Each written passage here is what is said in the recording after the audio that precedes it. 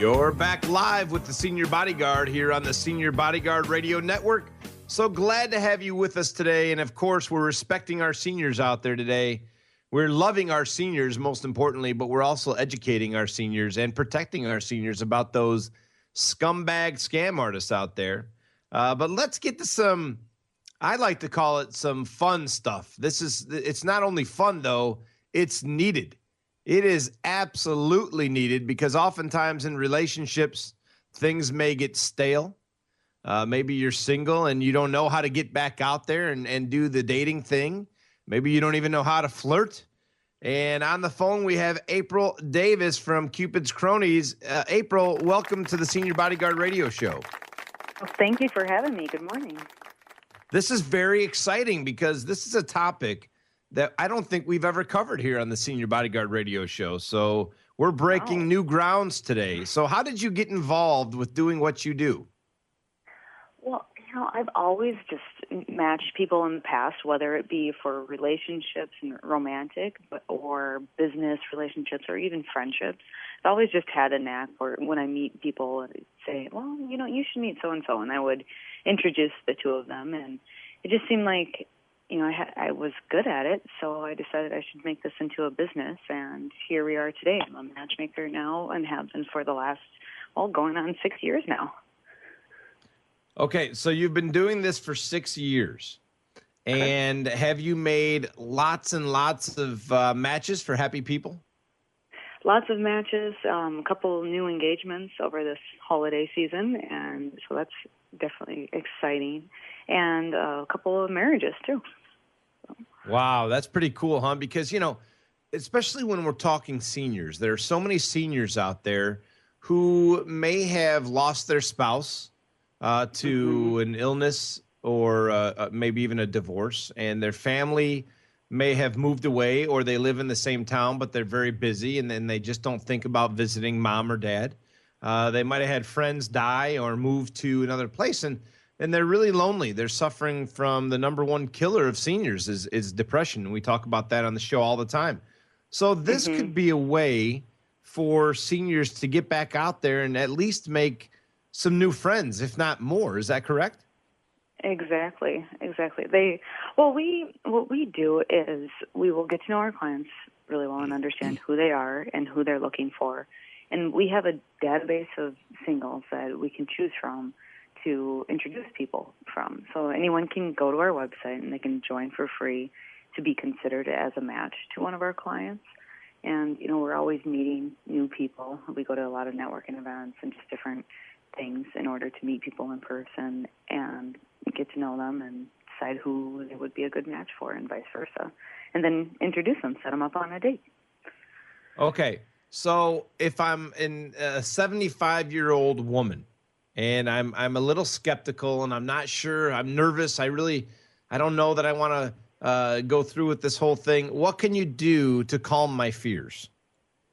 Well, a lot of times we also will host events or we'll go with our clients to other events to meet people and help them to kind of break the ice and just get out there and meet new people, because that is a part of it. Is if you just continue to do the same thing over and over again, you're going to have the same kind of result or lack thereof.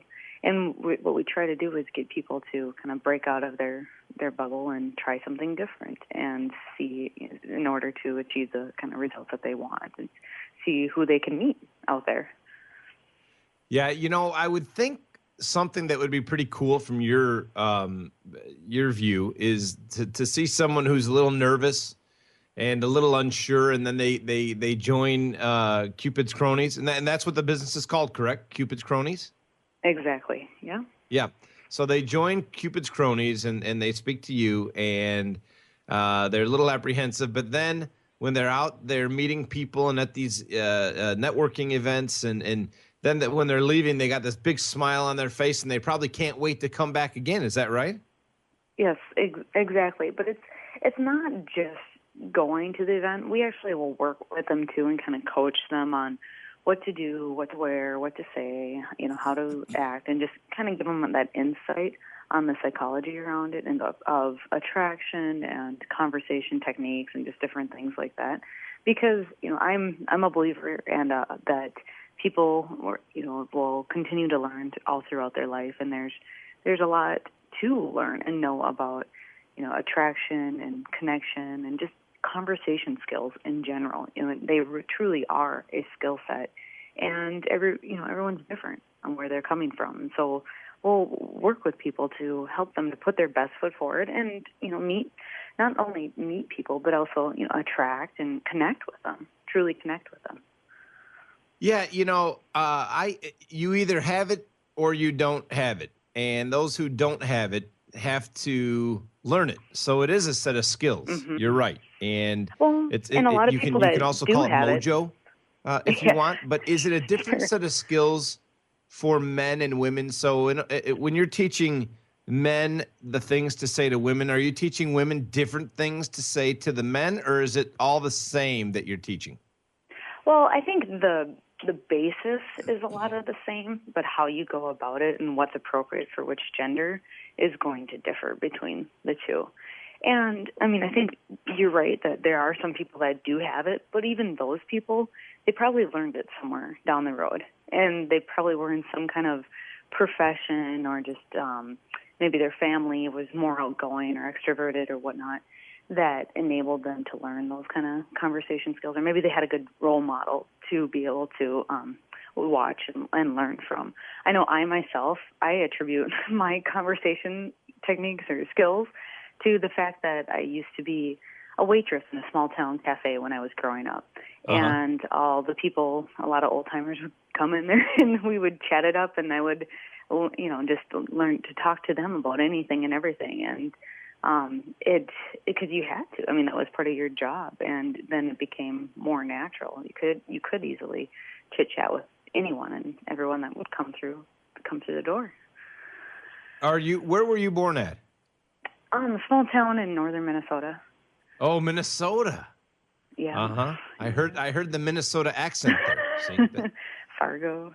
Yeah. Yes, I was going back and forth between Canada and Minnesota for a minute. That's why I asked you where you were born at. So it's no northern. offense to you. I actually fine. like that movie Fargo, by the way. Well, most of it was actually filmed where I'm from, by north of Brainerd area. And it's called Fargo, but most of the filming was actually in Brainerd or around Brainerd. So, and that's about 45 minutes from where I grew up. I can really hear it in your abouts. You know what I mean? Yeah. Oh, yeah. We're only 4 hours from the Canadian border, so I'm sure. I see. That makes sense. Well, let me just tell you where I got it from. And when I say it, I mean mojo. And I'm not trying to float my own boat, but I grew up with a father, even though my mother was around him a lot of times when he was doing this, which is not advised all the time. But I everywhere we would go, if my father saw a good-looking woman, he would not hesitate to tell her how beautiful she was. And he could just talk to women. And, my father could talk to people in general, had lots of friends, very popular. But if we were at a restaurant eating dinner and the waitress was pretty, honey, I just want to tell you, you are a beautiful woman. I think I died and went to heaven. I'm looking at an angel. He didn't do it offensively. Obviously, they were very flattered when he was doing it. I don't know what my mother thought of the whole process, but this is, you do learn your skill set from different people. It's kind of like the movie Hitch with Will Smith and Kevin James, if you remember that movie. Of course, yeah. There's a lot of that, and that's a technique too in flirting. That's a direct approach to just go out and tell someone, to compliment someone like that. And I think it's great because not only are you boosting their confidence and making them feel better about themselves and making their day better, but I think it also is probably helping him too and making him feel better about himself, because here he is making someone else feel good, and it's reciprocates, it goes around. So yeah, that's one example of someone that is going out there and kind of flirting, and making someone else's day that much better. Yeah. What about the cheesy pickup lines? Are you telling people to stay away from the cheesy pickup lines? What's one of the cheesy pickup lines? Oh, you must be an Olympic sprinter because you've been running through my mind all day, baby. You know, those kind. Do those make people laugh when you're being really cheesy, or do they really turn the ladies off? I don't think they work at all. And actually, I encourage people to take more of a natural approach. And whether it's maybe observing something about the person and making a comment about that, and, you know, just trying to find something that is more natural and not just using some pickup line. I don't know that anyone really even uses those anymore. They're pretty comical, actually. Okay, what about going up to a lovely lady and saying, "Hey, what's your sign?" Bad, right? Yeah, probably not. Probably not going to work. Yeah. So just going up to somebody, and this takes courage, although I would never get nervous if I said this to somebody. But again, my personality is I can say anything to anyone, and sometimes that's a bad thing, you know. But what about just going up to a woman and just saying, "I think you're a really pretty lady. I just wanted you to know that," and that's it. But how do you leave it then? Do you give her a business card and say, if you ever want to grab a cup of coffee, give me a call? And you know, it's kind of cheesy to write your number on a napkin. How's that whole thing work? I mean, obviously, being on Cupid's Cronies is the best way, because then you're filtering people and you're searching for people more like you. But if you're just out in public, how does that happen? Well, I mean, when people are clients of Cupid's Cronies, we don't just set them up on dates. We do help them with all of these things, because our goal is to help them to be in a relationship. So one of our services is actually called Wingman or Wingwoman in this case, and we do a lot of date coaching and such. And so that's called a direct approach, by just going up to someone and being very direct and forward and letting them know your intentions, and that is that you are interested in them. And it can be a very successful approach, but the person needs to be very confident in how they go about it. So a person can go in and just basically give a compliment or tell them that, you know what, I just have to let you know that I find you very attractive, or whatever it may be, and just letting them know that you are interested. And then you want to go into, you know, I'd like to have a cup of coffee with you at some point. You know, what's your number? Let's go out. And not necessarily asking them, but kind of telling them that, yeah, this is what I want, and what we should do. Because the moment that you ask somebody, it kind of puts a hint of hesitation and even doubt on yourself. Like, would you want to go out with me? It kind of says, well, you're not sure of yourself. But when you say, yeah, let's go out, that's saying, you know, of course you want to go out with me. I'm a catch. I know what I have to offer, and you should know that too, and you want to go out with me, so let's go out, basically. So that's kind of the way that a direct approach works. You know what I like about your service is that you're not just, you've got people who, you know, people always say, "Oh, I'm 75 years old. I'm too old to date." Well, you're never too old to date, or you're never too old to flirt. And I think that's the day you start getting old, when you start having, age is just a number, but old is a way that you're feeling. And I think the day that you stop flirting and stop trying to get out there and get yourself out there and talk to people that you're interested in, I think that's when you become old. So how does somebody go through this whole process with you? How do they even start? Well, they can go to our website, or they can just call. Our number is 1-855-62-CUPID, and we can talk to them and get the process rolling. But if they want to just go on our website, they can fill out a form on there, or email us at cupid@cupidscronies.com. But, yeah, I mean, everybody is different, though, in what they want to do and how they want to go about meeting people. We help people with their online profiles. We help them to meet people more organically, like maybe out at events, or just, you know, getting out on the social scene. And some people are so just kind of clueless when it comes to dating and flirting and such, that they may need just more of a coaching approach versus meeting people. They may meet a lot of people. They may be in a apartment or a complex that has a lot of other people that are single around their age that they can meet, but they just don't know how to really make that connection and work with the attraction and everything like that. And so we can work with them too. You know, everybody's so different that, you know, it helps to have someone there to be able to see what that you're working with and kind of make changes accordingly. Yeah, it's nice to have a coach and someone to rely on, and so you're not feeling like if you are apprehensive or a little nervous about this for the first time, it's nice to have someone there as a friend trying to help you out, and you don't feel so alone. Go over real quick, flirting in a marriage. If you've been in, there are some of our listeners out there that have been married for 20, 30, 40, 50, 60 years, and how do you still flirt when you're in a marriage for that long? Well, I don't see why it would be really all that different, actually. I mean, you can still have the fun banter and picking at each other as long as you're careful and conscious of how it affects the other person. You don't want to necessarily poke at where they have doubts and feel bad about themselves or they're self-conscious about, but, just having that fun kind of just banter back and forth. Or, there again, it can be, if you're a woman, dressing more feminine and bringing out that lady side of you, just the feminine side of you, and making sure to know that you appreciate your man and complimenting him or making him feel good about himself. Or, it's also being quick to apologize when things are not going well or maybe something happened, and taking ownership of that and just reminding your significant other that you do appreciate them and you care about them. It's kind of just going back to the basics, I think, to a lot of times, and that's what creates for a healthy relationship.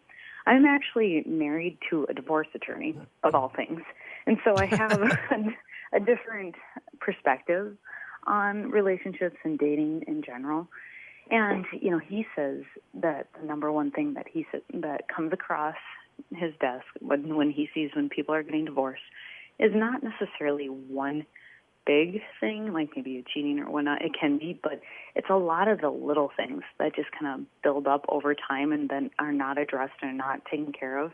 And so it's that's why I say it goes back to apologizing quickly and really taking care of all those small issues, and so they don't eventually bubble up into one big issue. And and a lot of times, and keeping the love life alive. Exactly, the romance, and making sure that it is a priority, and you maybe schedule time for it or plan it. There's a million date ideas out there. Yeah, try to get creative and find some. We have a Pinterest board that has date ideas in every city that we're in. And people can, all you have to do is Google date ideas for your city, and you'll come up with hundreds of them. I guarantee it. Google is full of date ideas and other people that have lists of date ideas for your city. And do them, try out those things, and just, you have to put attention to it and time into it. And I always say, people think about your career. A lot of people put in a ton of work and money and energy into their college so they could prepare themselves for their career. But when it comes to dating and relationships, a lot of people just kind of learn as they go and just wing it.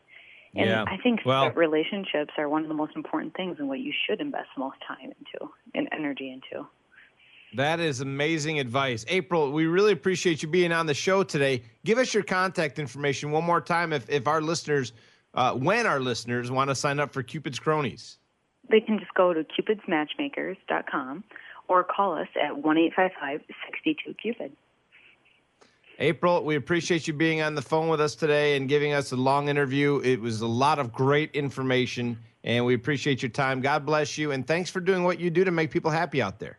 Well, thanks so much for having me. I appreciate it. Anytime. You take care. Have a good one.